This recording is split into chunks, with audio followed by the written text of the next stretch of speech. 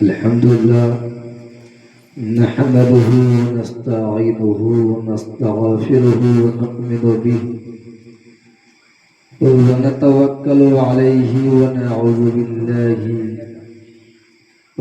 बिल्लाहि मिन अनफुसिना व मिन सय्यिआति अअमालिना मन यहदिहिल्लाहु फला मुदिल्ल लहु व मन युद्लिलहु फला हादिय लहु व नशहदु अन ला इलाहा इल्लल्लाहु वहदहु ला शरीका लहु व नशहदु अन्ना मुहम्मदन अब्दुहु व रसूलुहु अम्मा बअद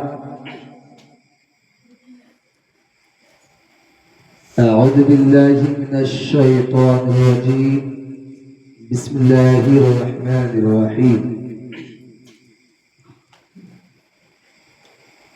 क़द जाअकुम मिनल्लाहि नूरुन व किताबुम मुबीन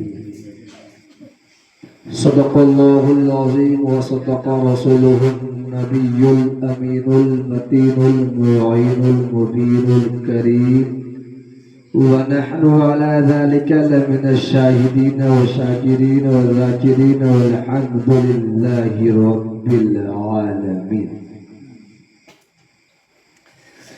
जहाँ जिक्र हबीब होता है, जहाँ जिक्र हबीब होता है, खुद खुदा भी करीब होता है। जहाँ जिक्र हबीब होता है, खुद खुदा भी करीब होता है। और इस महफिल में बैठने वाले आदमी बड़ा ही खुशनसीब होता है। आला हज़रत अज़ीमुल बरकत मुजद्दिदो मिल्लत अशाह इमाम अहमद रज़ा बरेली की धरती से यूं ही पुकार उठते हैं। क्या कहते हैं? सुबह तौबा में हुई बढ़ता है 12 नूर का, सुबह तौबा में हुई बढ़ता है 12 नूर का, सदका लेने नूर का आया है तारा नूर का। और आगे क्या कहते हैं? तेरी नस्ले पाक में है, क्या कहते हैं? तेरी नस्ले पाक में है बच्चा बच्चा नूर का, तेरी नस्ले पाक में है बच्चा बच्चा नूर का, तू है आईने नूर तेरा सब घराना, बोलो बोलो, तेरा सब घराना नूर का। और फिर आगे क्या कहते हैं? मैं गदा तू बादशाह, मैं गदा तू बादशाह। कौन बादशाह? मैं गदा तू बादशाह, भर दे प्याला नूर का। मैं गदा तू बादशाह, भर दे प्याला नूर का, नूरे दीन दुना तेरा दे डाल सदका नूर का।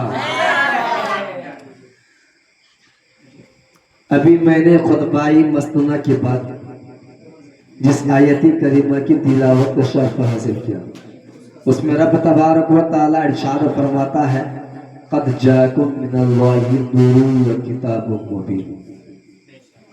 अल्लाह तबारक व तआला अपने कुरान और मजीद में इरशाद फरमाता है, क़द जाअकुम मिनल्लाहि नूरुन व किताबुम मुबीन। तहकीक आ गई, क्या? तहकीक आ गई तुम्हारे पास, तहकीक आ गई तुम्हारे पास अल्लाह की तरफ से एक नूर और रोशन किताब।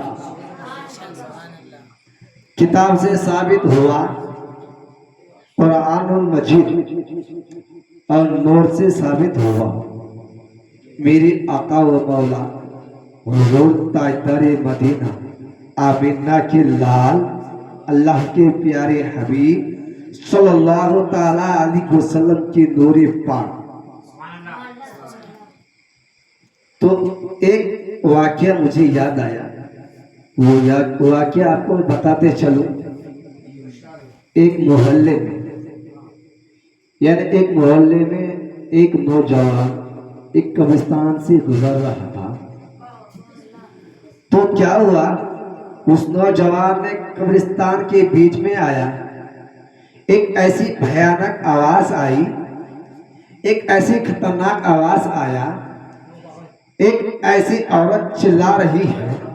वो नौजवान सुनकर हैरान, वो नौजवान सुनकर परेशान, आखिर ये आवाज आते हैं कहाँ से, ये आवाज आते हैं कहाँ से? उस नौजवान ने चारों तरफ देखा, लेकिन आवाज देने वाला कोई नहीं। आवाज तो आता है, लेकिन कौन देता है? आवाज सुनाई देता है, लेकिन कौन देता है ये दिखाई नहीं देता है। उस नौजवान ने कब्रिस्तान के बीच में जाकर ये आवाज सुन रहे हैं, और ऐसे भयानक आवाज, इतने भयानक आवाज सुनने के बाद वो नौजवान दौड़ते हुए उस कब्रिस्तान के पास, एक मोहल्ला था, उस मोहल्ले के पास गया और मोहल्ले वालों को सुनाया, ए मोहल्ले वालों जरा मेरे साथ तो चलो, कब्रिस्तान में एक ऐसी भयानक आवाज आती है जिससे कहती है मैं कब्र में जिंदा हूँ, मुझे निकालो, मैं कब्र में जिंदा हूँ, मुझे निकालो। तो मोहल्ले वालों ने क्या कहा, ए बदबख्त, तुमको क्या पता है कब्रिस्तान में ऐसे आवाज थोड़ी आते हैं, कब्रिस्तान में कौन ऐसे आवाज देंगे, कौन से कब्र से आवाज आएंगे। वो गाँव वालों क्या कहते हैं कि ऐसे आपको गलत फहमी हुई है, आपको शक शुबा हुआ है। वो नौजवान कहते हैं नहीं नहीं, मैं अपने कान से सुना हूँ, मैं अपने कान से सुना है, एक बार नहीं बार बार सुना है, एक ही आवाज आती है और कहते हैं कि मुझे निकालो, मुझे कब्र से निकालो, मैं जिंदा हूँ, मुझे कब्र से बाहर निकालो, मैं जिंदा हूँ। सिर्फ एक ही आवाज आती है, कहते हैं कि मुझे कब्र से निकालो, मैं जिंदा हूँ। क्या कहते हैं, मुझे कब्र से निकालो, मैं जिंदा हूँ। उस मोहल्ले वालों ने उस नौजवान के बात पर गौर किया। गौर करने के बाद सब नौजवान ने इकट्ठा होकर उस कब्रिस्तान के पास गया, और जाने के बाद उस मोहल्ले वालों ने भी यही आवाज सुन रहे हैं कि मुझे निकालो कब्र से, मुझे निकालो कब्र से, मैं जिंदा हूँ, मुझे निकालो कब्र से, मैं जिंदा हूँ। वो मोहल्ले वालों ने सोचने पर हैरान परेशान हो गए, आखिर बात क्या है, आखिर कौन से कब्र से आवाज आती है। तो एक नौजवान के कान पहुंचे कि इस कब्र से आवाज आती है, आवाज देने वाला है कौन, आवाज देने आखिर आवाज कौन देते हैं, आखिर उस कब्र से आवाज आते हैं। उस नौजवान ने कहा ये हमारे गांव के मोहल्ले की औरत है, उस कब्र से आवाज आती है और क्या कहते हैं, कहती है कि मुझे कब्र से निकालो, मैं जिंदा हूँ, मुझे कब्र से निकालो, मैं जिंदा हूँ, मुझे कब्र से निकालो, मैं जिंदा हूँ। उस मोहल्ले वालों ने सोचा आखिर क्या किया जाए, क्या करे, कब्र से ऐसी भयानक आवाज आती है, कहीं पे तो नहीं लिखा हुआ है कि कब्र को मुर्दे से निकाला जाए, कहीं पे ऐसा नहीं लिखा हुआ है कि कब्र से मुर्दे को निकाला जाए। उस मोहल्ले वालों ने गांव के मोहल्ले के इमाम साहब के पास गया और जाने के बाद ये सारा वाक़या बताया। बताने के बाद कहते हैं इमाम साहब हमारे कब्रिस्तान में एक ऐसी आवाज़ आती है जिसकी आवाज़ सुनकर लोग हैरान और परेशान है, और आवाज़ में ये आती है कि मैं जिंदा हूँ, मुझे कब्र से निकालो, मैं जिंदा हूँ, मुझे कब्र से निकालो। वो नौजवान इमाम साहब कहते हैं अगर आपको जिंदा होने का यकीन होता है, आपको अगर जिंदा होने का यकीन होता है, जाओ तक निकालो और उसको कब्र से बाहर निकालो, जाओ कब्र खोदो, उसको बाहर निकालो। वो कब्र खोदते हैं, सब मोहल्ले वालों ने इकट्ठा हो गया, कब्र खोदते हैं। कब्र खोदने के बाद क्या माजरा दिखती है, जरा गौर से सुनिएगा, क्या माजरा दिखती है। वो नौजवान औरत नंगी बैठी हुई है, कैसे बैठी है, नंगी बैठी हुई है, और वो नौजवान औरत कब्र से कहती है कि फौरन जाओ मेरे घर से कपड़ा लाओ। एक नौजवान उनके घर गया, घर जाने के बाद बताया, ये सारे वाक्य बताया। वाक्य बताने के बाद उस मोहल्ले वालों ने कहा आपके घर वाली या आपकी बहन या आपकी बीबी या आपकी फूफी या आपकी खाला या आपकी अम्मी जान कोई भी तो कब्र में जिंदा है। वो कहती है कि मुझे कब्र से निकालो, मैं जिंदा हूँ, मुझे कब्र से निकालो, मैं जिंदा हूँ। उस नौजवान ने उसके घर से एक चादर लाया। चादर लाने के बाद क्या हुआ उनके, आप जरा गौर से सुनेगा। चादर लाया, चादर लाने के बाद उस नौजवान ने कब्र के अंदर फेंक दिया। उस नौजवान औरत ने चादर पहन के यानी पूरा बदन में ढक लिया। चादर ढकने के बाद जिस तरह बिजली गिरती है, जिस तरह बादल गिरता है, जिस तरह बिजली गिरती है, उस तरह दौड़ते हुई कब्र से फौरन दौड़ती हुई भागी। और भागी तो कहाँ भागी, गई तो कहाँ गई। नौजवान समझ से बाहर, मोहल्ले वालों समझ से बाहर। आगे सोचते हैं ये औरत औरत कब्र से कहाँ जाती है, उनके पीछे पीछे मोहल्ले वालों भी दौड़ने के बाद वो औरत जब आती है अपने घर के अंदर आ जाती है। अपने घर के अंदर आने के बाद अंदर से दरवाजा कुंडी लगा लेती है और कहती है, मोहल्ले वालों कहते हैं, ऐ नौजवान औरत दरवाजा खोल। क्या कहते हैं? ऐ नौजवान औरत दरवाजा खोल। तो वो नौजवान औरत कहती है, मैं तो दरवाजा खोल दूंगी, मैं तो दरवाजा खोल दूंगी, लेकिन मुझे कोई शक व शुबा नहीं, जिसके दिल में हिम्मत है, जिसके दिल में ताकत है, जिसके दिल में कुव्वत है, वही अंदर आना। जिसके दिल में कुव्वत है, जिसके दिल में कलेजा है, वही हिम्मत है। जिसके दिल में हिम्मत वाला है, जिसका बड़ा दिल है, जिसको हिम्मत करने वाला है, जिसको जो ऐसा नौजवान हो जो मुझे देखकर ना डरे। वो नौजवान सोचने लगे, आखिर बातें क्या है, आखिर माजरा क्या है, आखिर वाकिया क्या है। उस नौजवानों ने ऐसे बात सुनकर, उस औरत की बात सुनकर उस नौजवान ने और मोहल्ले वालों ने सोचने में परेशान, आखिर माजरा क्या है, बात क्या है। तो उस मोहल्ले वालों में से एक नौजवान कहा कि तुम दरवाजा खोलो, मैं अंदर आता हूँ। क्या कहते? तुम दरवाजा खोलो, मैं अंदर आता हूँ। उस नौजवान औरत ने क्या कहती है, तुम्हारे दिल में ताकत और कुव्वत है? कहा है। तुम्हारे दिल में कलेजा वो हिम्मत है? कहा है। तो ठीक है, मैं दरवाजा खोलती हूँ, अंदर आ। क्या कहते हैं? मैं दरवाजा खोलती हूँ, तुम अंदर आओ। उस नौजवान औरत दरवाजा खोली। फिर वो नौजवान लड़का, वो नौजवान की मोहल्ले के नौजवान लड़का अंदर गया। अंदर जाने के बाद उस नौजवान औरत, अब गौर से सुनेगा, जरा तवज्जो दीजिएगा। आपके घर में भी माँ बहन होगी, आपके घर में भी रिश्तेदार होगी, आप जरा गौर से सुनेगा। और मैं क्या बताने जा रहा हूँ अभी आपको। तो उस नौजवान ने घर के अंदर आया। आने के बाद क्या देखती है उस नौजवान औरत, उस नौजवान औरत अपने सर से दुपट्टा को हटाती है और हटाने के बाद क्या देखती है? क्या देखती मालूम? क्या देखती है? देखती है कि सर में ना बाल है ना खाल, सर में ना बाल है ना खाल। उस नौजवान ने कहा, ऐ औरत जरा ये तो बता कि तुम्हारे सर पे बाल क्यों नहीं है? ऐ औरत जरा ये तो बता कि तुम्हारे सर के खाल कहाँ गई? उस नौजवान औरत कहती है, ऐ नौजवान तुम सुनना चाहती हो कि मेरे सर के बाल कहाँ गए?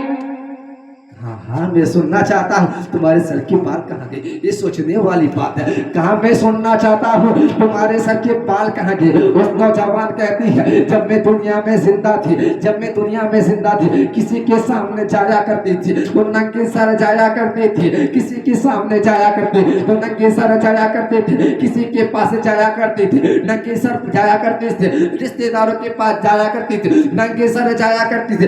इसके वजह से रब तबारक व ताला का कहर हुआ है, रब तबारक व ताला का अज़ाब मुझ पर नाज़िल हुआ है।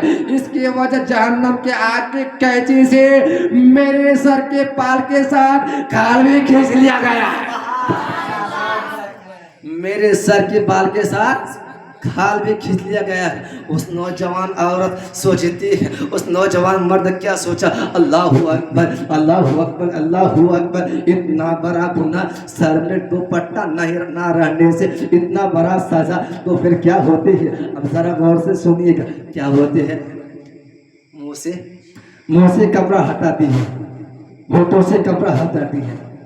जब होठों से कपड़ा हटाती है, ना ऊपर का होठ ना नीचे का होठ, सिर्फ 32 से 32 दांत नजर आते हैं। उस नौजवान ये भी सोचने में पड़ गया, आखिर बात क्या है, सिर्फ 32 दांत। उस नौजवान ने डर गया, सिर्फ हड्डी और 32 दांत, कोई भी देखिएगा तो देख के डर जाएगा। किसके दिल में इतना ताकत है दिखने की? तो उस नौजवान कहते हैं, ए औरत जरा ये तो बता कि तुम्हारी होठ कहाँ गई? तो वो नौजवान औरत कहती है, ए नौजवान तुम सुनना चाहते हो कि मेरे होठ कहाँ गई? कहा हाँ मैं सुनना चाहता हूँ, इसलिए तो मैं अंदर आया हूँ, ये देखने के लिए तो मैं अंदर आया हूँ ना। कहा सुन मेरे औरत, तुम मेरे होठ कहाँ गई तुमको मैं बताता हूँ, ये भी माजरा बताते चलूंगी। वो नौजवान औरत कहती है, जब मैं ब्यूटी पार्लर जाया करती थी और सबसे पहले मैं होठों में लिपस्टिक लगाया करती थी, सबसे पहले मैं लिपस्टिक लगाया करती थी। थी। किसी की पार्टी में जाती थी वो पहले में होठों में लिपस्टिक लगाया करते थे। किसी की शादी में जाती थी पहले में होठों में लिपस्टिक लगाया करते। किसी रिश्तेदार के घर अगर मैं जाया करती थी तो मैं होठों में पहले लिपस्टिक लगाया करती थी। अगर किसी मोहल्ले वालों के पास में जाया करती थी तो सबसे पहले मैं होठ में लिपस्टिक लगाया करती थी। इसकी वजह से जहन्नम के आग के कैंची से मेरे होठों को काट लिया गया। क्या कहते हैं? जहन्नम के आग के कैंची से मेरे होठ को काट लिया गया। सिर्फ होठ ही नहीं गाल भी कैद। क्या सिर्फ 32 के 32 दांत नजर आते हैं। फिर क्या होते हैं आगे सुनिएगा। उस नौजवान औरत सर और पाँव से, सर यानी हाथ और पाँव से कपड़ा हटाती है। आगे क्या होगा देखिएगा। हाथ और पाँव से कपड़ा हटाने के बाद वो नौजवान देखते हैं कि उंगली में एक भी नाखून नहीं है। उंगली में एक भी नाखून नहीं है। वो नौजवान और डर के आखिर बात क्या है, मामला क्या है, वजह क्या है, क्या मुआजजा है, क्या ये क्या बात है। देख के डर गया और कहा, ए औरत जरा ये तो बता कि तेरे नाखून कहाँ गए। उस नौजवान कहती है, उस नौजवान औरत कहती है, ए नौजवान तुम सुनना चाहते हो कि मेरे नाखून कहाँ गए तो मैं आपको बताते चलो। बड़ी मौलाना मोहम्मद बारिक सल्लल्लाहु अलैहि या रसूलुल्लाह सल्लल्लाहु तआला अलैहि वसल्लम। ये आखिरी बात आपको बताते चलो और आप लोग भी ध्यान से सुन लेना। आप लोगों के घर में भी माँ और बहनें भी होंगे, मेरे घर में भी है, आपके घर में भी है। ये सोचने वाली बात, ये हैरान और परेशान करने वाली बात, लेकिन मैं आपको बताते चलो क्या बात है। वो उस नौजवान औरत ने हाथों और पैर से कपड़ा हटाया। हटाने के बाद वो नौजवान कहते हैं, ए नौजवान औरत तेरे हाथ के नाखून कहाँ गए, तेरे हाथों पैर के नाखून कहाँ गए। वो नौजवान कहती है, ए नौजवान, ए शख्स, सुनने देखने वाले, मुझे देखने वाले शख्स, तुम देख सुनना चाहते हो कि मेरे नाखून के, मेरे हाथ के नाखून कहाँ गए। कहाँ मैं सुनना चाहता हूँ, जरा तो बता तुम्हारे नाखून कहाँ गए। वो नौजवान औरत कहती है, मैं किसी की पार्लर में जाती थी या किसी की शादी खाने में जाती थी तो पहले मैं नाखून पॉलिश लगाया करती थी। किसी के मायके में जाती, अगर मैं पहले ससुराल जाती थी तो पहले मैं अपने हाथों पैर के नाखून में नाखून पॉलिश लगाया करती थी। और इतना ही नहीं, किसी के दरगाह में, किसी अल्लाह वाले के बारगाह में अगर मैं जाया करती थी तो सबसे पहले मैं सारे के हाथ और पैरों के नाखून में नाखून पॉलिश लगाया करती थी।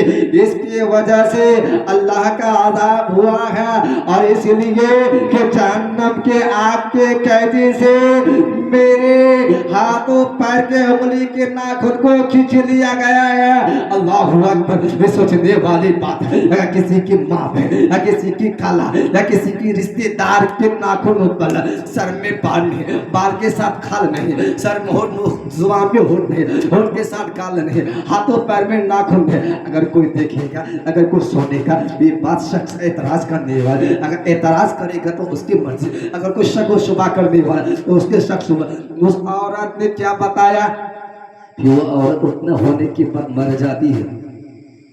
वो औरत फिर मर गई तो वो औरत दुनिया वालों को बता दिया कि तुम लोग इस तरह सर में नंगा ना रखा करो और लिपस्टिक लगाया मत करो। क्या कहते हैं? लिपस्टिक लगाया मत करो। आगे क्या कहते हैं? बहुत ऐसे नौजवान लड़की भी है, क्या कहते हैं, जब मेरी नाखून में नाखून पॉलिश नहीं लगाती हूँ ना तो मुझे अच्छी नहीं लगती है। तो मेरी बात यहीं से ख़त्म करता हूँ। इंशाअल्लाह हयात बच के रही तो आगे फिर सुना व मा अलैना इल्लल बलाग। अस्सलामु अलैकुम व रहमतुल्लाहि व बरकातुहू।